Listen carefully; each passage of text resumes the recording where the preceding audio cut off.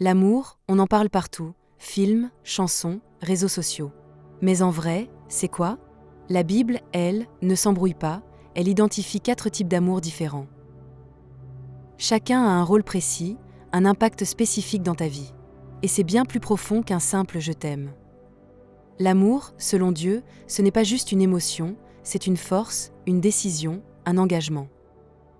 On va parler de storgé, philia, éros et agapé. Oui, c'est grec, mais ne t'en fais pas, on va tout expliquer avec humour et clarté. Tu vas découvrir que l'amour biblique, c'est du sérieux, mais aussi du joyeux. Le contexte grec et biblique de l'amour. Pourquoi ces 4 mots grecs pour amour? Parce que la langue grecque, dans laquelle le Nouveau Testament a été écrit, est beaucoup plus précise que le français. Nous, on dit amour pour un plat de lasagne, pour notre chien, pour notre époux ou épouse, et pour Dieu, le même mot pour tout. Pas étonnant qu'on se perde. Mais la Bible distingue chaque type d'amour, et ça change tout. Cela nous évite les malentendus du genre « Si tu m'aimes, pourquoi tu manges mon dernier carré de chocolat ?» L'Écriture nous invite à aimer mieux, avec sagesse et profondeur. 1. Storgé, l'amour familial. Commençons par storgé, c'est l'amour naturel, celui qu'on retrouve dans la famille. L'amour d'un parent pour son enfant, ou entre frères et sœurs. C'est un amour stable, instinctif. Dans Romains chapitre 12, verset 10, Paul écrit « Par amour fraternel, soyez pleins d'affection les uns pour les autres ». C'est storgé, version biblique. Cet amour nous apprend la loyauté, le pardon quotidien et le soutien dans les moments difficiles. Il est la base émotionnelle d'une vie équilibrée. Sans lui, on se sent abandonné. Avec lui, on sait qu'on a une maison, même imparfaite. Quand storgé est mis à l'épreuve. Soyons honnêtes, l'amour familial est souvent mis à rude épreuve. C'est le fameux « je t'aime, mais tu m'énerves ».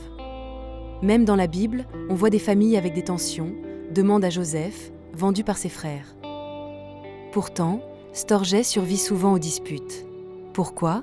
Parce qu'il est enraciné dans une histoire commune, un lien de sang, un quotidien partagé. C'est un amour de persévérance. Dieu valorise cette forme d'amour, même si elle est bancale parfois. Elle nous apprend à aimer dans l'imperfection, à supporter, à patienter. Et ça nous prépare à d'autres formes d'amour plus profondes. 2. Philia, l'amour d'amitié. Philia, c'est l'amour entre amis. Le genre de lien qui se crée dans la confiance, le respect et la complicité. C'est profond, loyal, sincère. Jésus lui-même a eu des amis proches, comme Lazare. Jean chapitre 11, verset 35 dit « Jésus pleura, et c'était pour son ami ». L'amour d'amitié est essentiel. Il donne du sel à la vie. Il est gratuit. Tu ne choisis pas ta famille, mais tu choisis tes amis. Philia nous enseigne le soutien, l'écoute, les bons conseils et les fous rires. C'est l'un des plus beaux cadeaux que Dieu nous donne ici-bas. Ne le néglige pas. L'amitié selon Dieu. L'amitié, ce n'est pas juste regarder des séries ensemble ou s'envoyer des mèmes. Dans Jean chapitre 15, verset 13, Jésus dit « Il n'y a pas de plus grand amour que de donner sa vie pour ses amis ». Philia peut aller jusqu'au sacrifice. C'est fort. L'amitié biblique n'est pas superficielle, elle est profonde, sacrée même. Elle se construit dans la vérité, la confiance, la fidélité. Et Dieu lui-même veut être ton ami. Oui, ton ami. Pas juste ton roi ou ton juge. Il désire une relation personnelle, proche. L'amitié, c'est divin, pas juste humain. 3. Éros, l'amour romantique. Passons à Éros, l'amour romantique, passionné, celui entre deux personnes qui s'aiment et se désirent. Oui, la Bible en parle.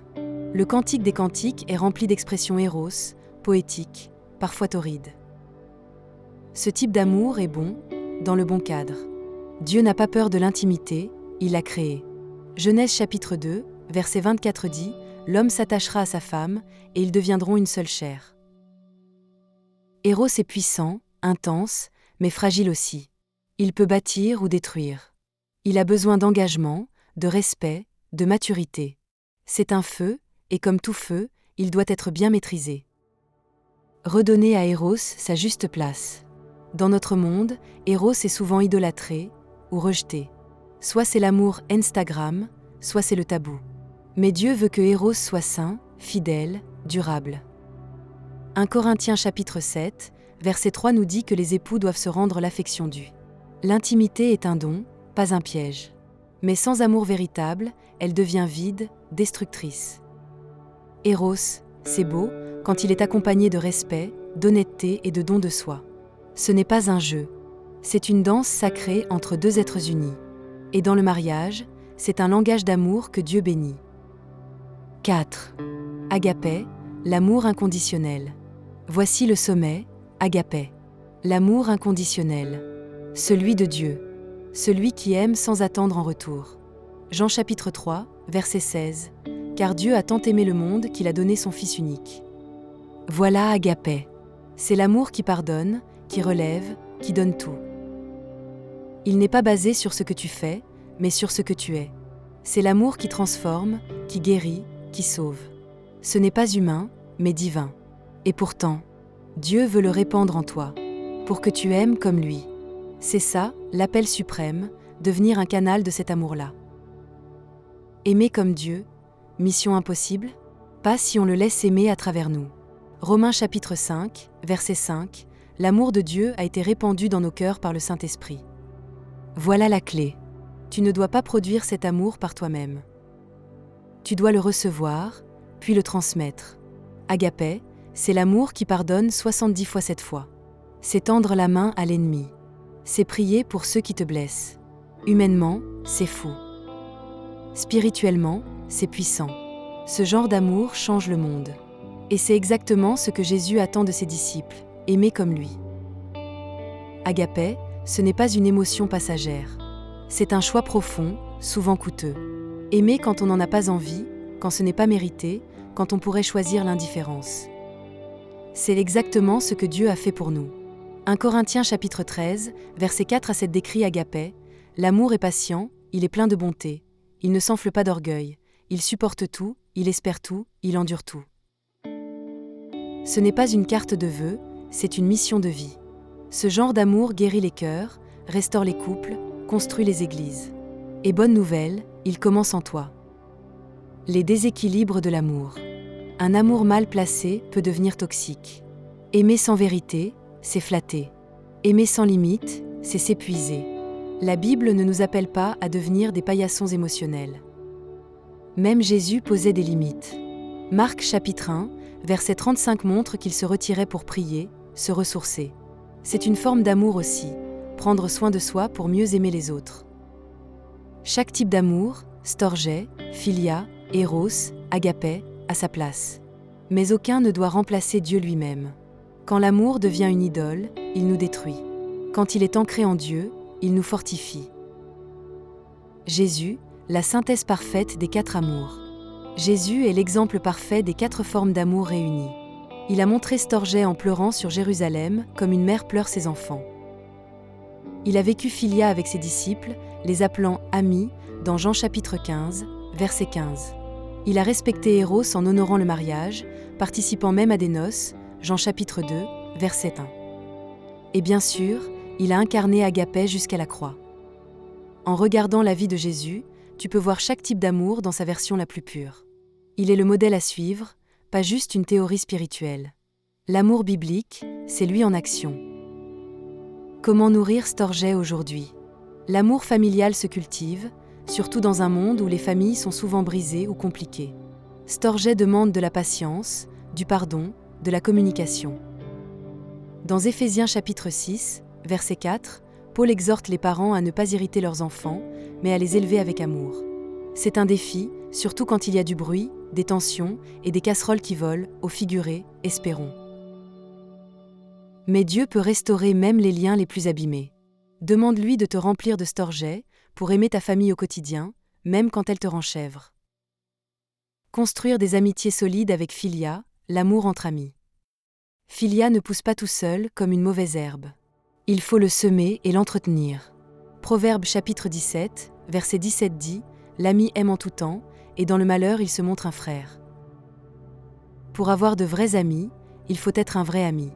Ça veut dire être disponible, dire la vérité avec amour, célébrer sans jalouser, pleurer avec sincérité. Et aussi, Ne pas ghoster tes potes dès que tu es en couple ou que tu as changé de paroisse. Philia, c'est précieux. Et rare. Alors si tu as de vrais amis, remercie Dieu et prends soin d'eux. Redonner de la dignité à Eros, l'amour romantique. Eros est trop souvent réduit à un fantasme ou une pulsion. Pourtant, Dieu l'a voulu magnifique, sacré, joyeux. Proverbe chapitre 5, verset 18 dit « Réjouis-toi de la femme de ta jeunesse ». Le romantisme biblique, ce n'est pas que du sérieux.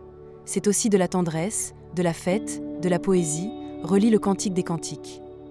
Dans un monde où l'amour se consomme, Dieu nous appelle à l'engagement, à l'exclusivité, à la fidélité. Eros, selon Dieu, n'est pas une passion qui brûle vite, mais un feu qui réchauffe longtemps. Dans le mariage, il est une bénédiction. Aimer quand c'est difficile. Parfois, aimer, c'est coûteux. C'est choisir de ne pas répondre à l'offense. C'est tendre la joue quand tu préférerais hurler.